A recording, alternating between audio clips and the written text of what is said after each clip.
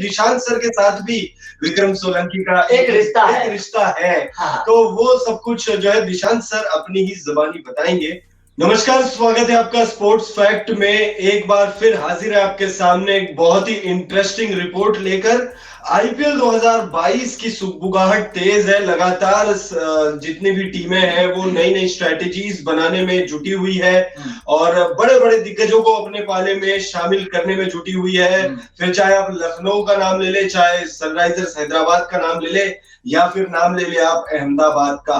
अहमदाबाद के लिए एक बहुत अच्छी खबर जो सामने निकल कर आ रही है वो ये कि शायद अहमदाबाद की टीम, मतलब ये लगभग तय हो चुका है कि अहमदाबाद की टीम को लेटर ऑफ इंटेंट जो है वो मिल जाएगा। हरी झंडी की उम्मीद है। हाँ, तो इसी के साथ साथ अहमदाबाद ने भी जो है अपनी तैयारियां बहुत तेज कर दी है, अपनी कमर कस ली है और अपनी जो कोचिंग स्टाफ है उसके बारे में भी जो है वो विचार विमर्श शुरू कर दिया। गैरी क्रिस्टन का नाम जो है इस टीम में कोचिंग स्टाफ में नाम चल रहा है, तो वही नाम चल रहा है आशीष नेहरा का।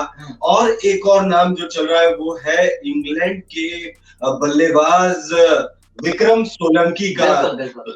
विक्रम सोलंकी का नाम जैसे ही अहमदाबाद के कोचिंग स्टाफ से जुड़ा वैसे ही लगातार उनके बारे में लोगों ने सर्च करना शुरू कर दिया, क्योंकि जैसे कि इनका नाम है विक्रम सोलंकी, तो ये तो जाहिर है कि वो उनका ताल्लुक भारत से है।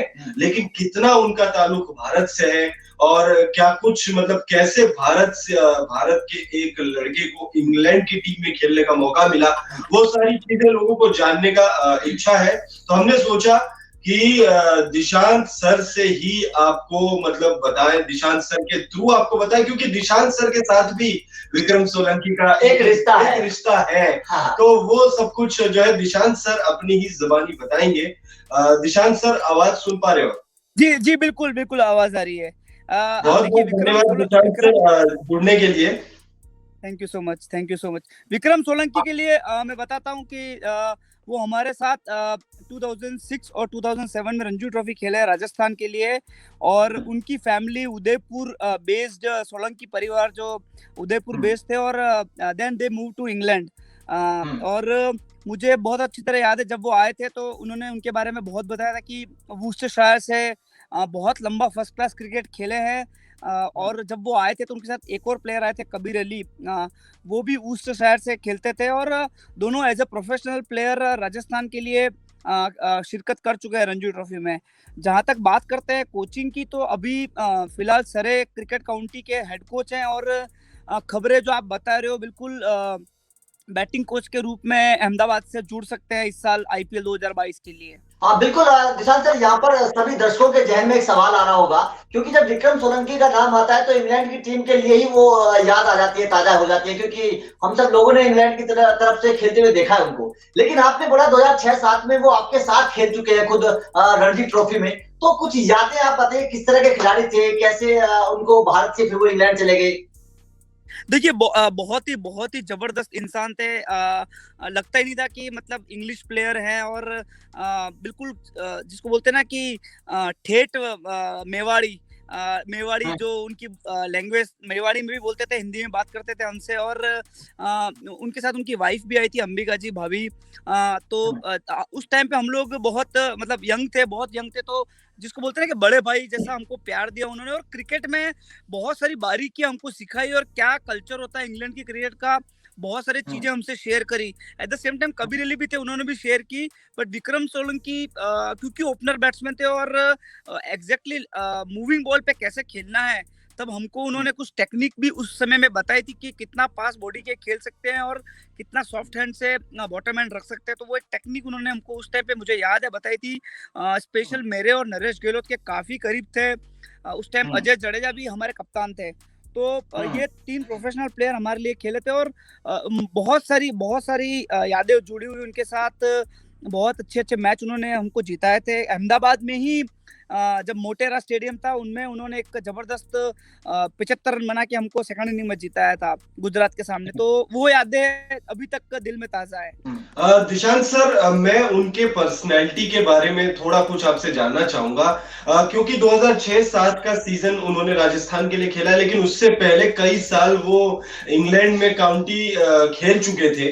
तो एडजस्ट करने में उनको कितना वक्त लगा राजस्थान की टीम में, और क्या आपको लगता है कि वो अहमदाबाद की जो स्टाफ, मतलब कोचिंग स्टाफ में जो जुड़ रहे हैं, वो कितना वो ढल पाएंगे यहाँ के माहौल से? देखिए, बिल्कुल समय नहीं लगा। देखिए, दिल से बिल्कुल इंडियन है और मस्त जो अंदर का जो दिल का जो जिसको बोलते हैं ना कि एक्सप्रेस करने का तरीका पूरा इंडियन था। और ऐसा भी नहीं था कि इंग्लैंड से आए थे तो कुछ स्पेशल डिमांड्स थी उनकी उस समय पे। और उस समय पे मुझे याद है कि वो एकमात्र और कभी एकमात्र फॉरेन प्लेयर थे जो आज तक किसी भी रणजी टीम के लिए, फर्स्ट क्लास टीम के लिए प्रोफेशनल खेले होंगे।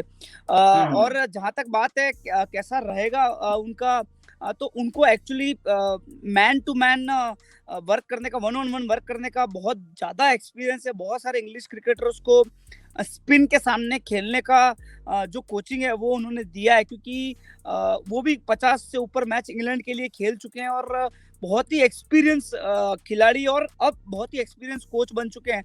एक चीज को मेरे को थोड़ा सा डाउट है, ये अपन को चेक करना पड़ेगा।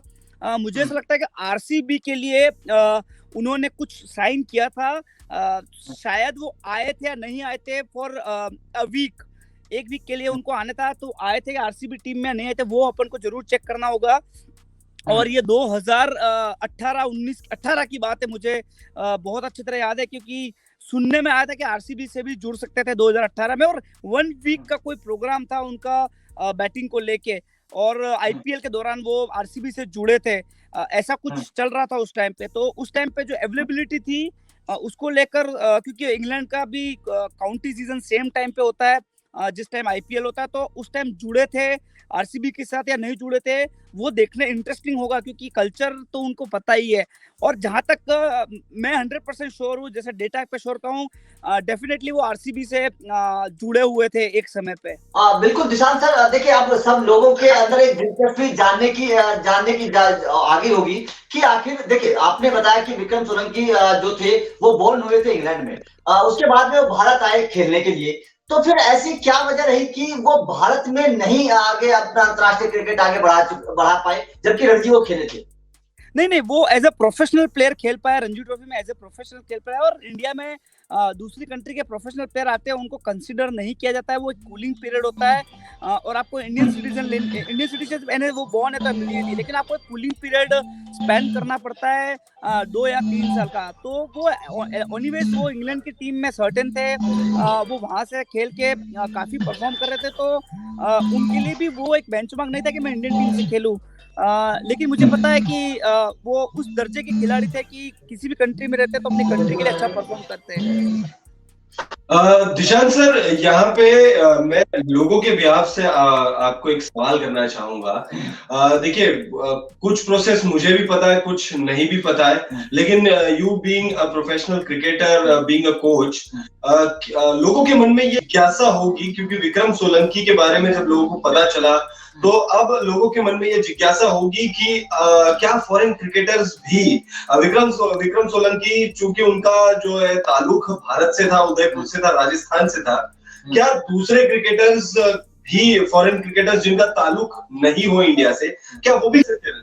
जी बिल्कुल खेल सकते हैं, जी बिल्कुल खेल सकते हैं। स्टेट एसोसिएशन को एक एनओसी, जो जिस क्रिकेट बोर्ड के वो प्लेयर है उसकी एनओसी चाहिए होती है, वो बीसीसीआई में सबमिट करनी होती है, और वो फर्स्ट क्लास डेफिनेटली कह सकते हैं। इंडियन प्लेयर्स भी बांग्लादेश में जाके फर्स्ट क्लास जो फर्स्ट ए लिस्ट टूर्नामेंट खेलते हैं 50 ओवर का, वो जरूर खेल सकते हैं। अब किसी भी इंडिया का जो कॉन्ट्रैक्टेड प्लेयर है, स्टेट कॉन्ट्रैक्टेड प्लेयर है, वो जाके T20 नहीं खेल सकता, लेकिन फर्स्ट क्लास और जिसको बोलते हैं लिस्ट ए, वो डेफिनेटली इंडियन प्लेयर भी जाके, बहुत सारे हमारे जो पौंडीचेरी के भी प्लेयर हैं, सागर त्रिवेदी, उदेशी, पारस डोगरा, फाबिद फारूक, ये सब इंग्लैंड में जाके वहां पे क्लब क्रिकेट खेलते हैं एनओसी देके। तो ऐसे ही इंग्लैंड के खिलाड़ी भी इंडिया में प्रैक्टिस अच्छा करने के लिए, स्पिन पे प्रैक्टिस अच्छा करने के लिए डेफिनेटली वो किसी भी एसोसिएशन से जुड़ सकते हैं, but they have to provide a proper NOC from their respective counties और द क्लब्स। जी बिल्कुल निशांत सर, चलते चलते एक सवाल आपसे पूछ लेते हैं कि आपको क्या लगता है कि अब अहमदाबाद की टीम के साथ जैसे जुड़ने की खबरें लगातार आ रही हैं, कितना बदलाव होगा, कितनी मजबूती के साथ वो टीम को खड़ा कर पाएंगे? देखिए, बैटिंग कोच का सिलेक्शन प्रोसीजर में मेरे को लगता है इतना इम्पैक्ट नहीं होता होगा। एनीवेज डिसाइड अगर गैरी कर्स्टन की खबरें जो कि बहुत तेजी से आ रही हैं, आशीष नेहरा की खबरें काफी तेजी से आ रही हैं, यहाँ पे क्रिकेट फैटर्निटी में भी हल्की हल्की खबरें पता चल रही हैं कि ये दोनों मिलके स्ट्रेटेजी बना सकते हैं, और ये जो एक ऑक्शन की स्ट्रेटेजी है, अपने स्टैटिस्टिशियंस के बैट के साथ वो कॉप अप करेंगे कि क्या हो सकता है हमारा बेस्ट 20-22 जनों का स्क्वाड। तो डेफिनेटली, लेकिन बहुत कम मेरे हिसाब से इनपुट्स होगा बैटिंग कोच का इन चीजों में। मोस्ट ऑफ द टाइम मुझे ऐसा लगता है कि गैरी कर्स्टन और आशीष नेहरा के पास ज्यादा पावर होगी इस बारे में। तो इसी के साथ इस वीडियो को यहाँ पे समाप्त करेंगे। दिशांत सर, आपने वक्त दिया और जो विक्रम सोलंकी से जुड़ी आपकी जो यादें थी वो शेयर करी और काफी इंफॉर्मेशंस भी दी, तो उसके लिए बहुत बहुत धन्यवाद।